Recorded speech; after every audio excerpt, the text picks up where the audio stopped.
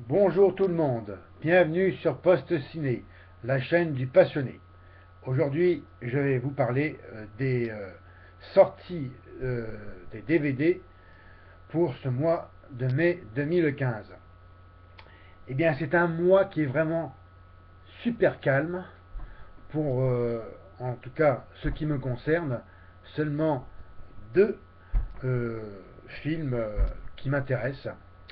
À commencer par le premier qui sortira le 20 mai prochain. Il s'agit de l'affaire SK1. Bon alors, l'histoire, hein, c'est à Paris en 1891.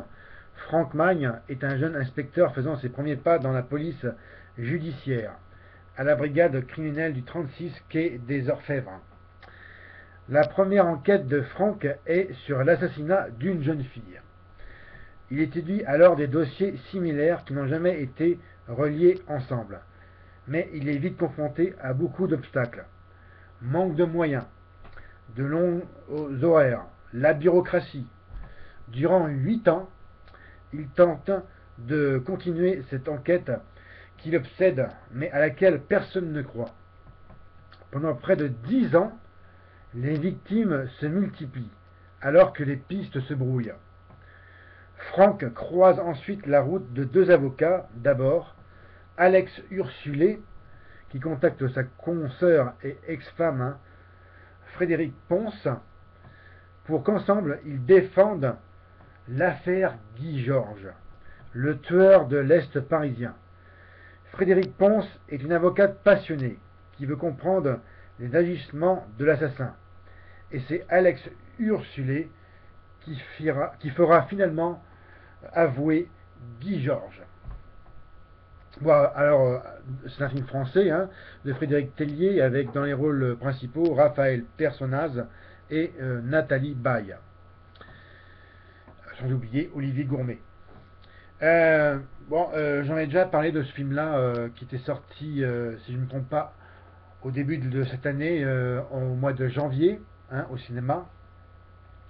Eh bien, ça m'intéresse parce que j'aime tout ce qui est tout ce qui concerne les tueurs en série. Et celui-ci, en fait, est d'autant plus intéressant car en fait, c'était véritablement le, la première fois que, vous savez, que on avait utilisé la science le séquençage de l'ADN pour retrouver, pour confondre des individus. Et si je ne me trompe pas, c'est le premier cas en France, il y a maintenant 24 ans. Alors c'est un film que j'achèterai bien sûr en occasion et je regarderai aussi évidemment avant de l'acheter si vraiment il me plaît pour voir si mes espoirs concernant ce film, mes attentes ne seront pas déçues. Et le deuxième et dernier film pour ce mois de mai qui est vraiment c'est quasiment le calme plat. C'est Exodus Gods and Kings qui sortira le 27 mai. Film de Ridley Scott avec Christian Bale, Joel Edgerton et Ben Kingsley pour les rôles principaux. Eh bien, bon, c'est l'histoire d'un homme qui osa braver la puissance de tout un empire. Ridley Scott nous offre une nouvelle version de l'histoire de Moïse, leader insoumis qui défia le pharaon Ramsès, entraînant 600 000 esclaves dans un périple grandiose pour fuir l'Égypte et échapper au terrible cycle des 10 plaies d'Égypte. Bon, c'est un film que j'avais vu au début de l'année. Regardez ma critique à ce sujet. Oui, m'avait assez plu, mais bon, je voudrais vraiment revoir ce film euh, en support DVD, si possible collector. Voilà, si c'est vraiment un film,